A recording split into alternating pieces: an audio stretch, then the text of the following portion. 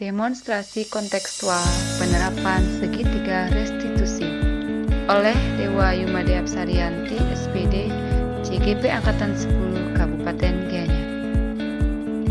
Demonstrasi kontekstual penerapan segitiga restitusi di SMK Negeri 3 Sukawati. Tujuan pembelajaran khusus, CGP dapat mempraktikkan pemahaman mereka tentang segitiga restitusi dengan murid di sekolah. Apakah itu segitiga restitusi? Segitiga restitusi adalah suatu proses dialog yang dijalankan guru atau orang tua agar dapat menghasilkan murid yang mandiri dan bertanggung jawab. Proses segitiga restitusi terdiri dari menstabilkan identitas, memvalidasi tindakan yang salah, dan menanyakan keyakinan. Menstabilkan identitas berdasarkan prinsip membuat kesalahan adalah bagian dari proses pembelajaran. Menggeser identitas gagal ke identitas sukses. Validasi tindakan yang salah berdasarkan prinsip setiap perilaku berupaya memenuhi suatu kebutuhan tertentu. Guru akan bergeser dari pemikiran stimulus respon menjadi proaktif. Mengenali dan mengakui kebutuhan murid akan memperbaiki hubungan dengan murid. Menanyakan keyakinan.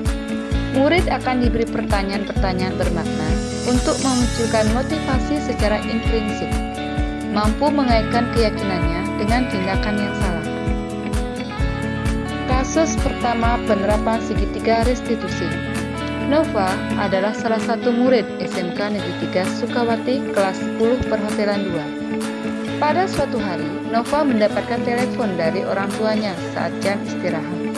Mereka memberi kabar bahwa kakaknya akan segera berangkat ke luar negeri dan orang tua Nova akan mengantarnya.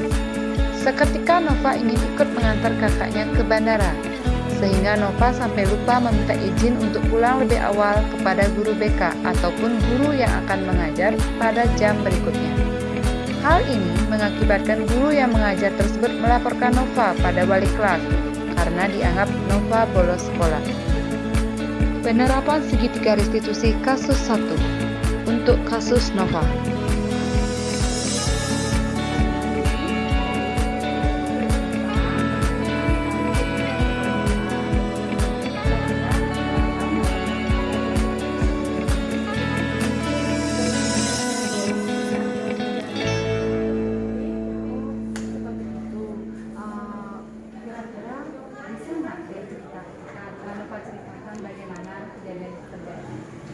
Kemarin setelah jam istirahat, saya ditelepon oleh bapak saya.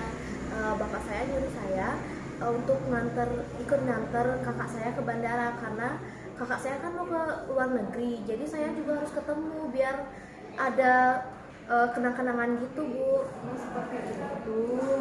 Oh, Ibu pun kalau mungkin di posisi Bapak ingin sekali ketemu sama kakak ya, mungkin sebelum berpisah jauh kayak gitu ya modelnya. Nah, bisa nggak Nova mengizinkan mengapa hal itu bisa dikatakan bolos mungkin? Karena saya nggak ada izin ke BK, Bu. Seperti itu kejadiannya. Kira-kira menurut Nova harusnya apa yang Nova lakukan? Kalau Nova ingin misalnya tidak mengikuti pelajaran atau pulang lebih awal? Seharusnya saya kemarin izin ke guru BK atau saya izin ke guru wali, tapi saya malah langsung kabur aja. Itu ya Nova ya. Nova menurut Nova dari apa yang Nova lakukan itu ada tidak kira-kira keyakinan yang sudah kita sepakati yang melanggar? Saya melanggar keyakinan kalau saya pergi tanpa izin dari BK. Berarti kalau keyakinannya itu kalau misalnya ini pergi atau izin harus mengantarkan diri dulu sama BK ya. Nah, karena Nova sudah mengetahui hal itu melanggar keyakinan yang sudah kita sepakati, kira-kira menurut Nova apa yang akan Nova lakukan untuk ke depannya? Saya berkomitmen pada diri saya agar tidak seperti itu lagi, dan saya mencoba untuk belajar meyakinkan diri saya bahwa itu semua salah. Nah, kakaknya Nova ke luar negeri. Nova punya keinginan seperti itu juga nggak? Nah, gimana sih caranya kalau begitu? Agar keinginan atau keyakinan Nova itu bisa Nova capai? Saya harus rajin belajar seperti itu. Terus Nova sudah menjalani hal itu, Nova juga sudah mengetahui mana hal yang baik dan mana hal yang kurang baik. Ibu sangat berharap Nova kedepannya bisa selalu menjaga komitmen ini ya. Baik Nova, Ibu yakin Nova akan jadi orang yang sukses. Jadi untuk hal-hal yang sudah kita yakini bersama, Ibu sangat berharap kita bisa laksanakan secara benar. Terima kasih Nova. Nova sekarang bisa kembali belajar di kelas, mengikuti pelajaran, menjadi anak yang baik, menjadi anak yang istilahnya bagaimana ya, meyakini bahwa apa yang sudah kita nantinya anggap itu benar, itu akan membuat kita sukses nantinya. Terima kasih Nova. Baik Bu, terima kasih kembali. Nama saya Nova, saya dari kelas 10 AP2. Setelah berkomunikasi dengan Ibu Apsari, saya merasa bahwa saya telah melakukan hal yang salah dan saya bisa tahu di mana letak kesalahan saya dan saya bisa memperbaiki untuk kedepannya. Dan saya juga membijaki keyakinan kelas dengan sungguh-sungguh. Terima kasih. Kasus 2. Yani adalah salah satu murid SMK Negeri 3 Sukawati kelas 10 Perhotelan 2. Pada saat pembelajaran dasar-dasar perhotelan, Yani bermain game di kelas, sehingga guru pengajar merasa tersinggung.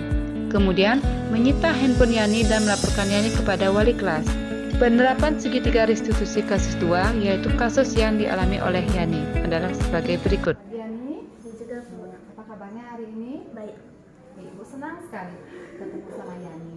Yani, kira-kira Yani tahu nggak kenapa Ibu ajak ngobrol hari ini? Itu karena HP saya disita Bu kemarin. Oh begitu. Mengapa HP-nya yang bisa? Juga yang diceritakan ada permasalahan apa sampai disita oleh siapa?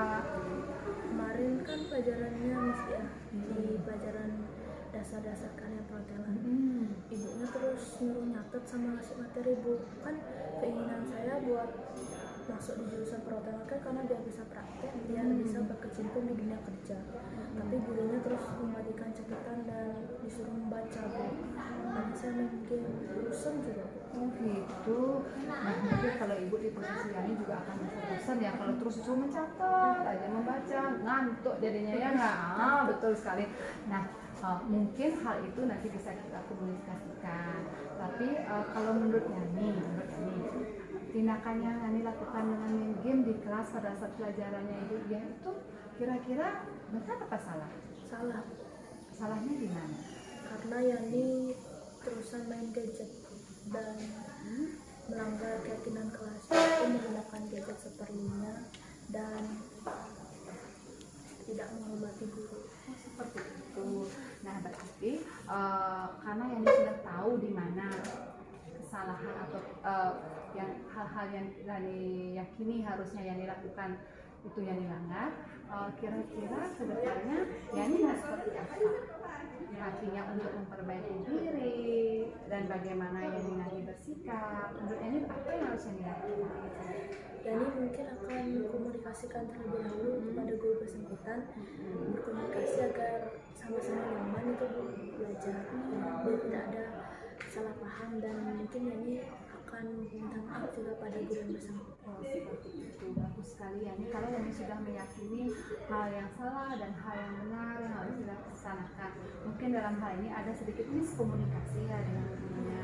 Nanti juga Ibu akan bersama-sama Yani dengan gurunya, Ibu juga akan berkomunikasi dengan gurunya agar kita bisa menciptakan iklim pembelajaran yang menyenangkan ya, sesuai mungkin dengan keinginan siswa seperti itu ya Yani ya. Nah, karena Yani sudah mengetahui di mana letak kesalahan Yani, untuk kali ini handphone Yani yang disita kami serahkan ke Ibu, akan Ibu kembalikan. Semoga kedepannya Yani bisa menggunakan handphone ini sesuai dengan fungsinya dalam hal pembelajaran ya. Ya, terima kasih Bu. Nah, ini Yani, silakan kembali ke kelas ya. Perkenalkan, saya Yani dari kelas 10 P2. Dari berkomunikasi dengan Bu Apsari tadi, saya menyadari bahwa kesalahan yang saya lakukan itu salah dan saya bisa mengetahui tindakan benar apa yang bisa saya lakukan untuk mengantisipasi kesalahan yang saya buat.